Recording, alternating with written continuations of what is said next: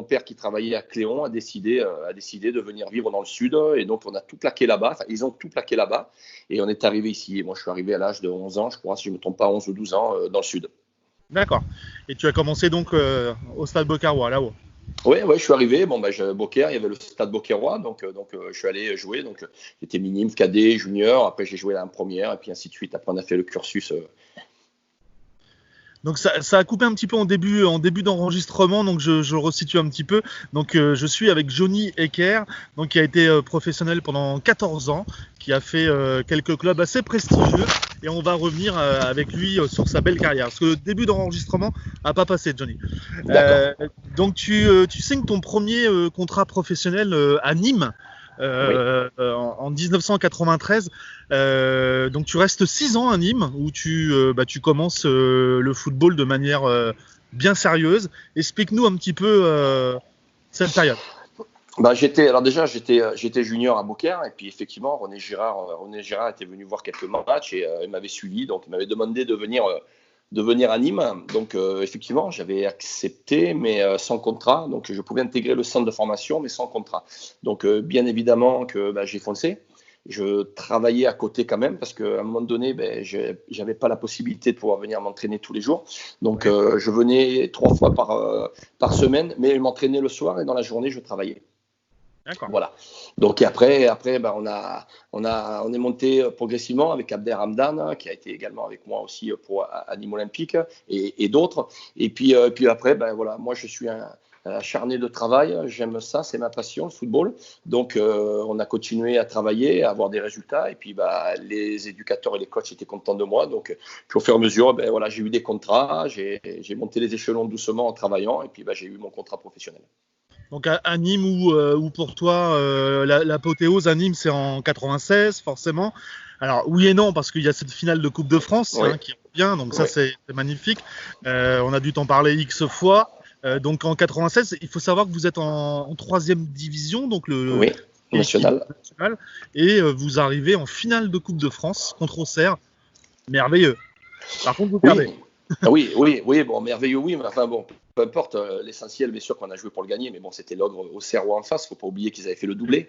Ils avaient fait la coupe et le championnat, ce qui nous a permis l'année d'après d'être en coupe des coupes.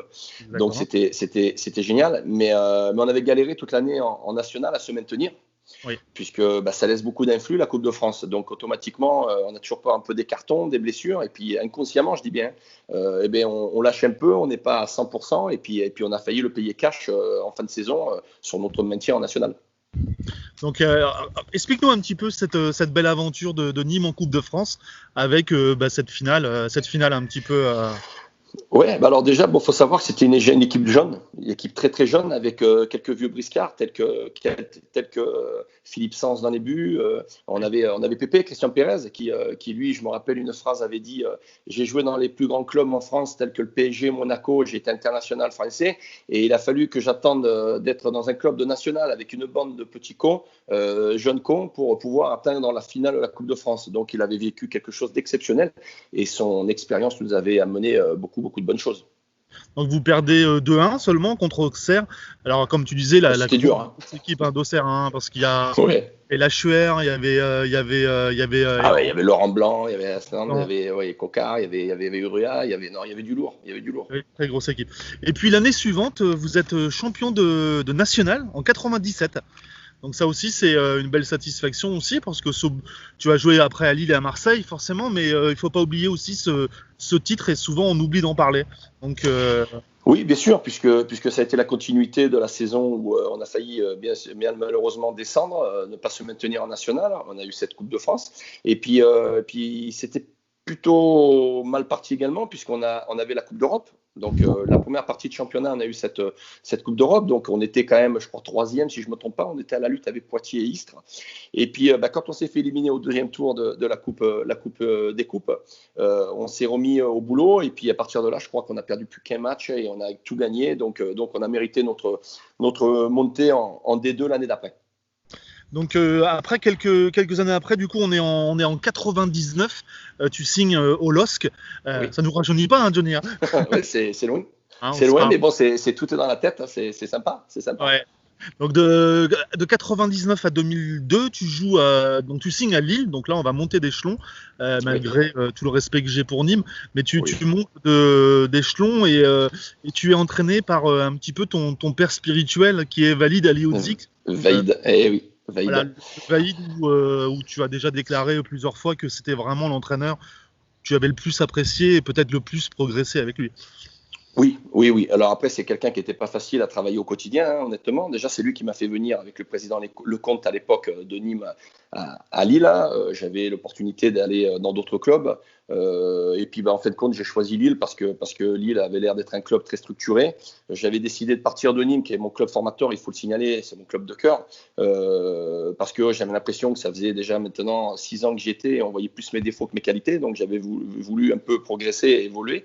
Donc je suis parti à Lille en D2 et puis on a bien fait puisqu'on a été champion très tôt dans la saison avec Lille avec une équipe exceptionnelle et une bande de Non. copains magnifiques que j'ai jamais pu retrouver tout au long de ma carrière honnêtement, je le signale franchement, même si j'ai vécu de belles années. Et puis Vaïd atypique, Vaïd un garçon qui lâche rien, qui est très très fort tactiquement avec Philippe Lambert, préparateur physique, qui nous en avait fait chier bien comme il faut, excusez-moi du terme, mais bon, c'était la vérité. Et puis voilà, on a été soudés et puis on a eu des résultats. Et moi, j'ai tendance à dire qu'on était une équipe très moyenne de Ligue 2 et Vaïd nous a fait venir une équipe très moyenne de Ligue 1. D'accord. Voilà, donc c'est pas rien. C'est pas rien parce qu'évoluer en Ligue 1, c'est exceptionnel. Et puis en plus, avec je pense qu'on va en parler après, la qualification en Champions Oui. League qui a été cerise sur le gâteau, exceptionnelle pour nous. Bah, vous êtes effectivement champion de France en 2000 avec Lille, et puis forcément cette Ligue des Champions carrément après qui arrive, parce que vous qualifiez pour la Ligue des Champions la saison suivante, donc avec cette belle génération. Donc on a souvent parlé de toi et ce but à Parme. Oui. Euh, on va en parler, mais il y a pas que ça, parce que souvent je trouve ça dommage de résumer ta carrière à ce but et puis à ce fameux plâtre qu'on parlera pas. C'est les deux choses qui ressortent quand je croise Ouais. encore les gens dans la rue et qui me reconnaissent parce que voilà, il y a eu justement ces deux choses, ces deux faits dans ma carrière qui fait que les gens se rappellent de ça. Mais bon, c'est pas bien grave, hein, on est comme ça, hein. Donc du coup, Ligue des Champions, donc parle-nous un petit peu de cette belle expérience et cette belle aventure, des gros clubs en face. Oui, bah, alors la Ligue des Champions, bah, pour nous, c'était presque, comme je disais tout à l'heure, des joueurs très moyens de Ligue 1 pouvoir se qualifier en tour préliminaire de la Champions League. Et en plus, on tombe sur Parme, qui était vice-champion d'Italie, avec les Nakata, avec Bogossian, avec Frey dans les buts, des internationaux. C'était, voilà, pour nous, c'était l'orgue, mais on s'en fichait parce qu'on s'était dit bon, bah, c'est une belle expérience pour nous. Alors bien sûr qu'on jouait pour les gagner, et c'est ce qu'on a fait. Mais Mais Vaïd avait sa petite idée en disant que les Italiens faisaient une préparation très, très, très, très dure et avaient repris 3 semaines après nous. Donc, il nous avait dit on sera beaucoup, beaucoup plus frais sur le match aller que les Italiens. Voilà. Et effectivement, il avait tout à fait raison parce qu'on gagne 2-0 à Parme. Et puis, on a eu un match retour 2 semaines après très, très difficile puisqu'effectivement, ils étaient beaucoup plus en jambes.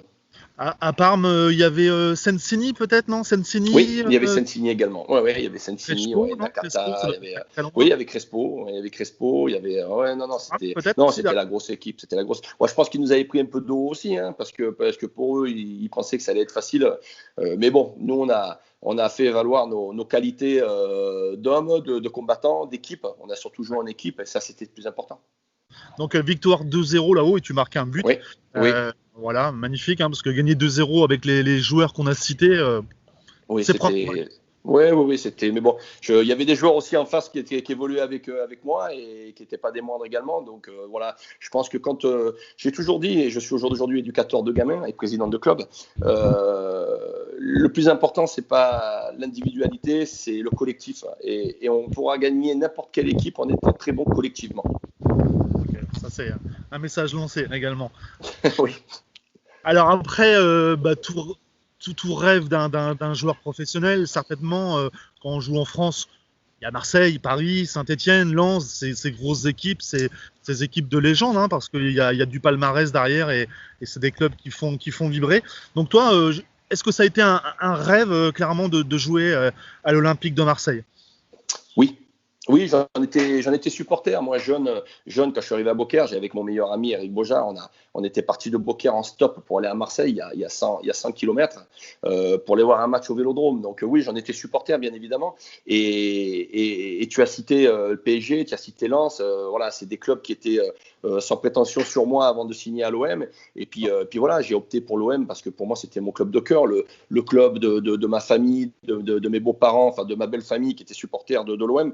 Et puis voilà, puis être évolué sur ce vélodrome avec tous ces supporters exceptionnels et magnifiques, j'ai kiffé, j'ai énormément kiffé. Et puis les supporters t'ont aussi apprécié parce que on sait qu'à Marseille, en fait, il y a deux styles de joueurs qu'à Marseille on aime. On aime le numéro 9, ça c'est une certitude, hein, parce que il y a Oui, eu Jean-Pierre Papin, j'ai Didier JPP, bien Drogba, sûr. et j'en passe, mais le numéro 9 est apprécié. Mais aussi des joueurs comme toi qui mouillent le maillot, quoi. Des Euh, soldats, voilà, des voilà, soldats, des des rugueux, soldats.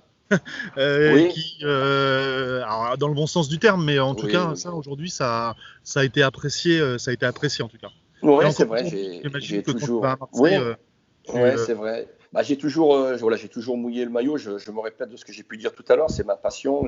J'aime être sur un terrain. Je m'estime être privilégié par rapport à d'autres personnes.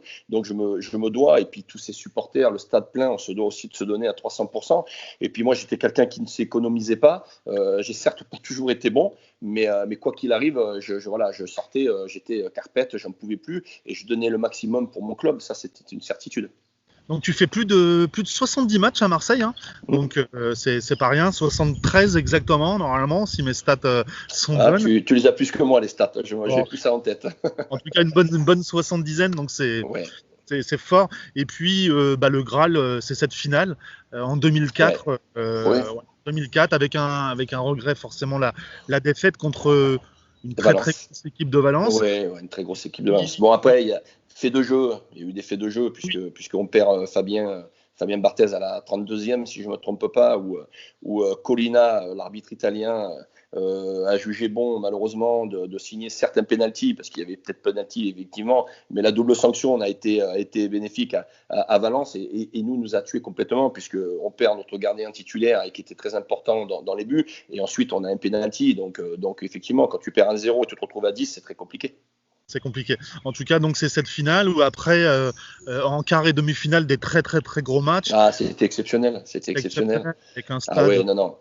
un Bah, un stade. stade en folie, des joueurs en folie, un joueur en folie, Didier Drogba, c'était exceptionnel, un homme magnifique, un homme exceptionnel, un joueur monstrueux. Et puis voilà, et puis les Newcastle, les Inter de Milan, les Liverpool, voilà, on a réussi à gagner tous ces clubs-là. On s'est déplacé chez eux sans aucune retenue. Et puis voilà, on a gagné notre place pour aller en finale. Alors j'ai petit regret pour la finale parce qu'on a joué dans un stade qui n'était pas aménagé pour pouvoir recevoir une finale de Coupe UEFA telle que Valence et l'Olympique de Marseille, où un stade de 80 000 aurait été largement rempli.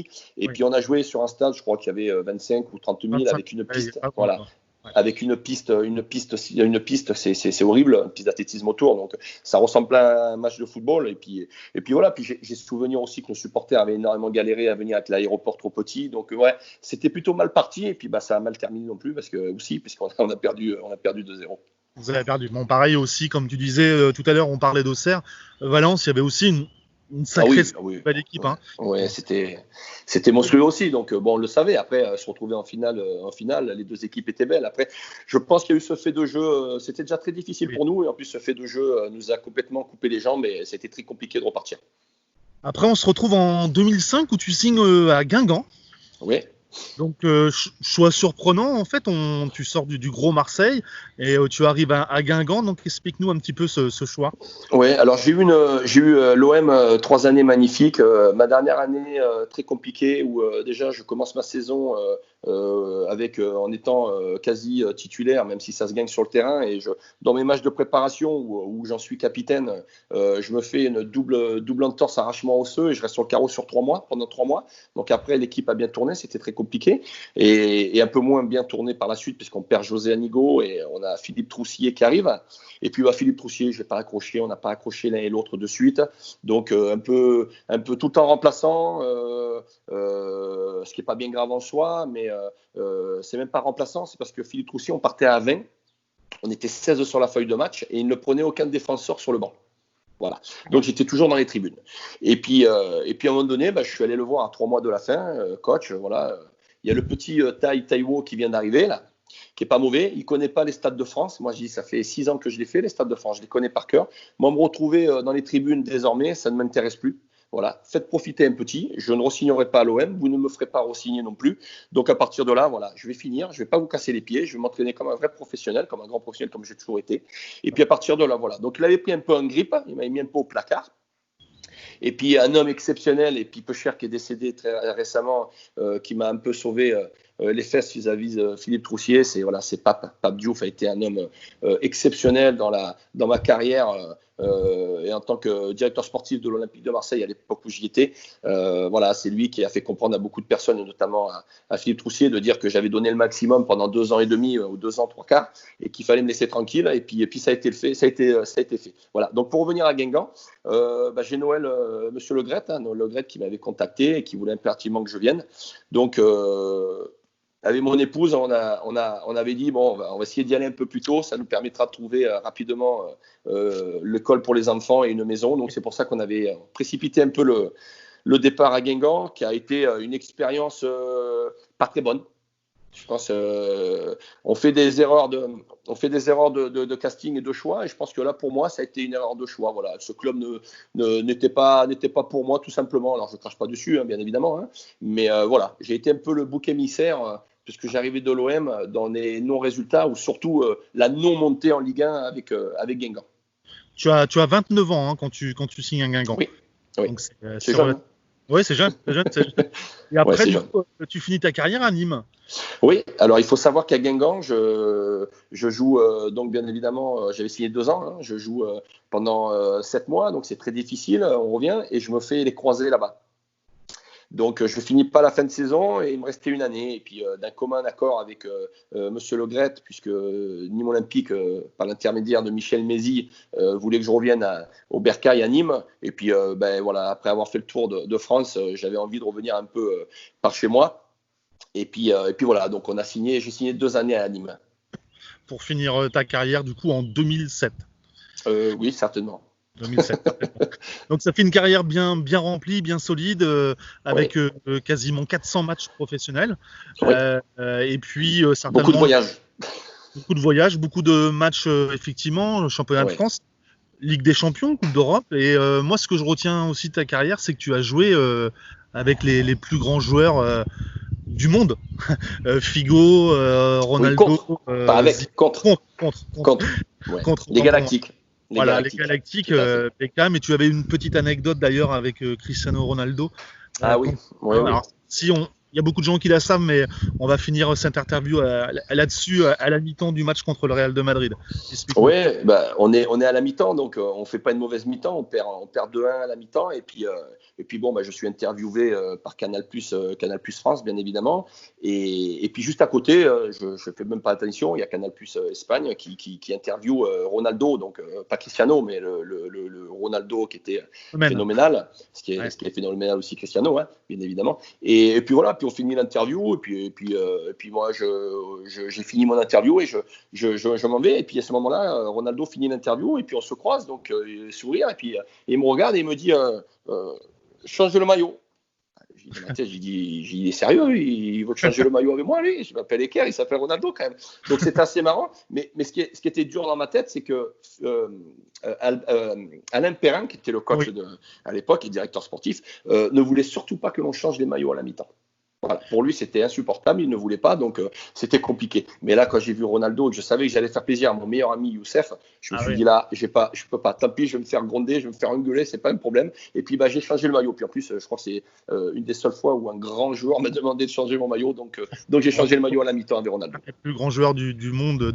Un des plus grands joueurs du monde, tout à fait. Et puis la petite anecdote dit aussi que tu avais fait donc contre le Real de Madrid une très très grosse première mi-temps. Et du coup, tu es passé dans les mailles du filet avec Alain Perrin parce que il a même pas repéré que tu avais changé son maillot. Voilà, il avait en tête d'autres joueurs qui pour lui n'avaient pas fait une bonne première mi-temps et il s'était acharné sur eux et moi il m'avait plutôt laissé tranquille. Bon. Alors Johnny, qu'est-ce que tu fais en ce moment? On est en 2020. Oui.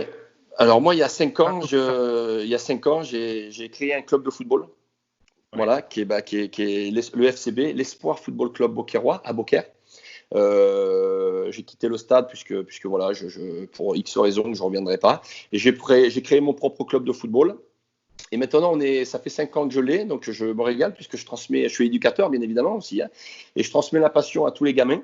Et puis en 5 ans, on a monté toutes nos équipes au plus haut niveau régional. Voilà. Super. Donc les 14, les 15, les 16, les 17 sont en R1 au plus haut niveau. Et on a lutté même cette année en 17 pour jouer en 17 nationaux. Alors on n'a pas réussi, ce qui avait bien meilleur que nous. Donc, mais je me régale dans ce que je fais. Donc voilà. Donc j'ai créé un club de football. C'est pas tout le monde qui peut le faire parce que c'est beaucoup de problèmes également. Mais voilà. Moi je prends beaucoup de plaisir avec les enfants. Donc tu es toujours dans le foot, c'est avec plaisir en tout Oui. cas de te revoir. Bah, écoute, C'est gentil. Merci beaucoup Johnny pour cette Merci à toi Cyril, et puis je te souhaite une bonne continuation, continue à faire ce que tu fais parce que franchement c'est super, ça fait plaisir de revoir des anciens, hein. Oui. Et puis de regarder un peu ça, et puis ça fait passer le temps et c'est une très bonne chose, donc je te souhaite bonne continuation. Merci beaucoup, à bientôt Johnny. Merci, à bientôt, ciao. Salut, ciao.